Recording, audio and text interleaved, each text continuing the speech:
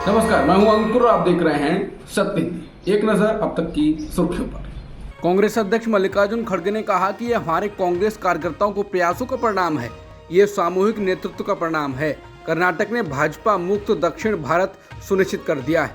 खड़गे ने कहा कि अहंकार अधिक समय तक नहीं रहता है। ये एक लोकतंत्र है और हमें लोगों की बात सुननी होगी और उन लोगों के सामने सिर झुकाना होगा जो हमें सही रास्ता दिखाते हैं। ये किसी की जीत नहीं है, ये राज्य की जनता की जीत है। उन्होंने फैसला किया और चुना, इसलिए हमें 136 सीटें मिली हैं। 36 साल बाद बहुत बड़ी जीत है।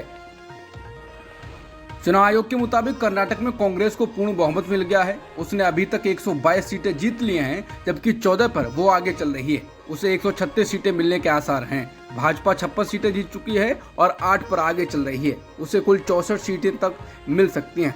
जेडीएस 19 सीटें जीत चुकी है और 1 सीट पर आगे चल रही है। इस तरह उसे 20 सीटें मिल सकती हैं। निर्दलीय 2 से आगे नहीं बढ़ सके हैं। अन्य को भी 2 सीटें मिली हैं और वे क्षेत्रीय दल हैं। महत्वपूर्ण तथ्य ये है कि राज्य के 11 मंत्री चुनाव हार गए हैं। कुछ की जमानत तक जब्त हो गई है। मुख्यमंत्री बम्बई और 11 अन्य मंत्री चुनाव जीत गए हैं।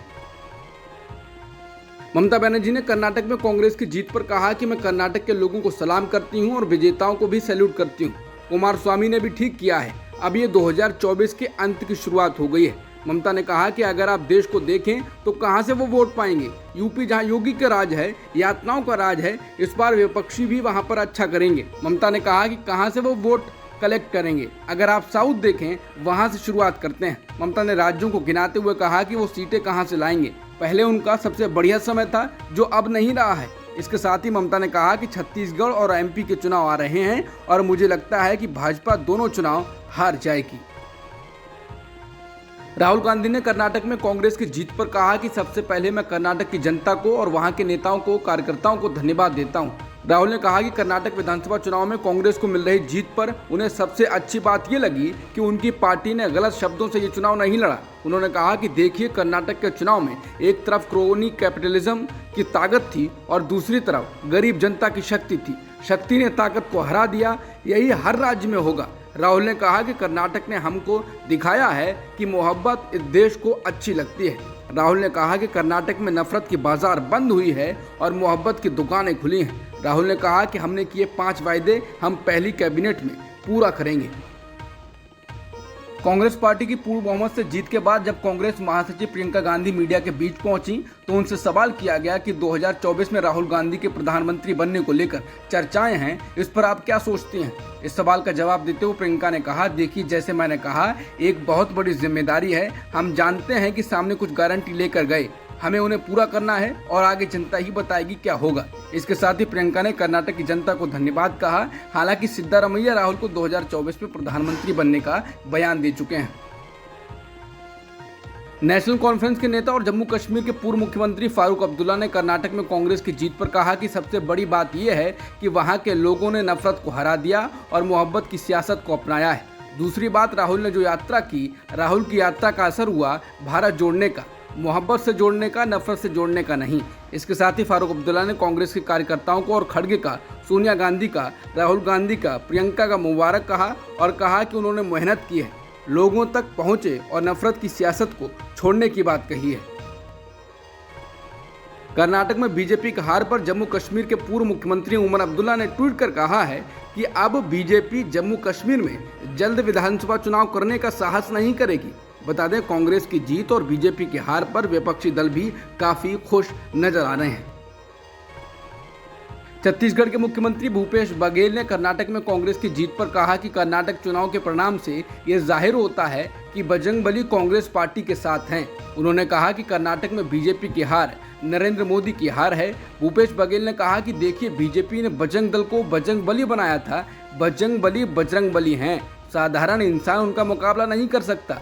बजरंगबली हमेशा सत्य, प्रेम, भाईचारा का साथ देने वाले हैं। जहां भ्रष्टाचार होगा, पाप होगा, तो बजरंगबली की गदा उन्हीं पर पड़ती है। आज कर्नाटक में जो रिजल्ट आया है वो भ्रष्टाचारियों के सिर पर गदा पड़ी है। ये नरेंद्र मोदी की हार है।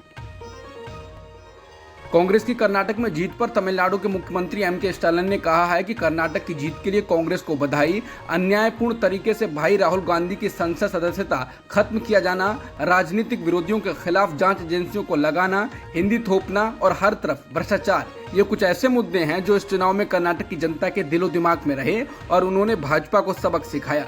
उन्होंने लिखा, साल 2024 का चुनाव जीतने के लिए आए, साथ काम करें और देश में लोकतंत्र और संवैधानिक मूल्यों को फिर से एक बार बहाल करें। पीएम मोदी ने कर्नाटक में जीत के लिए कांग्रेस को बधाई दी है। उन्होंने ट्वीट कर कहा कि कर्नाटक विधानसभा चुनाव में जीत के लिए कांग्रेस पार्टी को बधाई, लोगों की आकांक्षाओं को पूरा करने के लिए उनको मेरी शुभकामनाएं। इसके साथ ही एक अन्य ट्वीट में पीएम मोदी ने लिखा, मैं उन सभी को धन्यवाद देता हूं जिन्होंने कर्नाटक चुनाव में हमारा समर्थन किया है। मैं भाजपा कार्यकर्ताओं की कड़ी मेहनत की सराहना करता हूं। हम आने वाले समय में और भी अधिक जोश के साथ कर्नाटक की सेवा करेंगे। कांग्रेस की जीत और बीजेपी के हार पर कांग्रेस नेता जयराम रमेश ने सीधे पीएम मोदी को निशाने पर लिया। उन्होंने कहा कि जैसे जैसे कर्नाटक चुनाव का परिणाम अंतिम रूप ले रहा है, वैसे वैसे स्पष्ट होता जा रहा है कि कांग्रेस जीत गई है और प्रधानमंत्री हार गए हैं। बीजेपी ने अपने चुनाव अभियान को पीएम और राज्य को उनका आशीर्वाद मिलने को लेकर जनमत संग्रह बना लिया था। इसे स्पष्ट रूप से खारिज कर दिया गया है। उन्होंने कहा कि कांग्रेस पार्टी ने चुनाव आजीविका और खाद्य सुरक्षा, महंगाई, किसान संकट, बिजली आपूर्ति, बेरोजगारी और भ्रष्टाचार के स्थानीय मुद्दों पर लड़ा। उन्होंने कहा कि प्रधानमंत्री ने विभाजनकारी रणनीति अपनाई और ध्रुवीकरण का प्रयास किया। कर्नाटक में बेंगलुरु में एक इंजन के लिए वोट किया है जो आर्थिक विकास को सामाजिक सद्भाव के साथ जोड़ेगा। भाजपा नेता बी.एस. येदियुरप्पा ने कहा कि जीत और हार बीजेपी के लिए नई बात नहीं है। इस रिजल्ट से पार्टी कार्यकर्ताओं को परेशान होने की जरूरत नहीं है। उन्होंने कहा कि मैं इस जनादेश को स्वीकार करता हूं और इस परिणाम पर हम चिंतन करेंगे। येदियुरप्पा ने कहा कि हम पार्टी के झटके के बारे में आत्मनिरीक्षण करेंगे। मैं इस फैसले को सम्मान पूर्वक स्वीकार करता हूं। कर्नाटक विधानसभा चुनाव में बीजेपी की हार लगभग तय होने के बाद सीएम बसवराज बोम्मई ने कहा कि पार्टी नतीजे के आने के बाद विस्तृत विश्लेषण करेगी। बसवराज बोम्मई ने मीडिया से बातचीत में कहा कि पूरी कोशिश करने के बावजूद हम बहुमत तक नहीं पहुंच पाए। सभी परिणाम आने के बाद हम विस्तृत विश्लेषण करेंगे। एक राष्ट्रीय राजनीतिक दल के रूप में हम विभिन्न स्तरों पर अपनी कमियों को देखेंगे, उसमें सुधार करेंगे और इसे पुनर्गठित कर लोकसभा चुनाव में वापसी करेंगे। कर्नाटक विधानसभा चुनाव में नतीजों को देखकर पूर्व सीएम सिद्धरामैया ने कहा है, ये जनादेश नरेंद्र मोदी, अमित शाह और जेपी नड्डा के खिलाफ है। कांग्रेस नेता सिद्धरामैया ने कहा कि पीएम मोदी 20 बार कर्नाटक आए। आज से पहले किसी भी प्रधानमंत्री ने इस तरह से चुनाव प्रचार नहीं किया। पूर्व सीएम ने कर्नाटक चुनाव के नतीजों को अगले साल होने वाले लोकसभा चुनावों की नींव बताया। उन्होंने कहा कि मुझे आशा है कि सभी गैर भाजपा पार्टियां साथ आएंगी और बीजेपी को हराएंगी। मुझे उम्मीद है कि राहुल गांधी देश के प्रधानमंत्री बनेंगे। कर्नाटक में कांग्रेस का जीत का कार्यकर्ता जश्न मना रहे हैं। इस बीच डी.के. शिवकुमार जीत के बाद सड़क पर निकले हैं। वहीं इससे पहले डी.के. शिवकुमार बोलते बोलते भावुक हो गए। उन्होंने कहा था कि उन्होंने सोनिया गांधी, राहुल और प्रियंका गांधी को जीत का आश्वासन दिया था। डी.के. शिवकुमार ने कहा कि मैं कभी नहीं भूल सकता जब इन बीजेपी वालों ने मुझे जेल में डाला और सोनिया गांधी मुझसे मिलने जेल आई थी। मैंने कोई पद लेने के बजाय जेल में रहना चुना। पार्टी को मुझ पर इतना भरोसा था। डी.के. शिवकुमार ने आखिर में सिद्धरामैया और पार्टी के अन्य कार्यकर्ताओं को धन्यवाद देते हुए कहा कि ये किसी एक व्यक्ति की जीत नहीं है। समाजवादी पार्टी के नेता अखिलेश यादव ने कर्नाटक में कांग्रेस की जीत पर कहा कि कर्नाटक का संदेश ये है कि भाजपा की नकारात्मक, सांप्रदायिक, भ्रष्टाचारी, अमीरोन्मुखी, महिला युवा विरोधी, सामाजिक बंटवारे, झूठे प्रचार वाली व्यक्तिवादी राजनीति का अंतकाल शुरू हो गया है। ये नए सकारात्मक भारत का महंगाई, बेरोजगारी, भ्रष्टाचार व वैमनस्य के खिलाफ सख्त जनादेश है।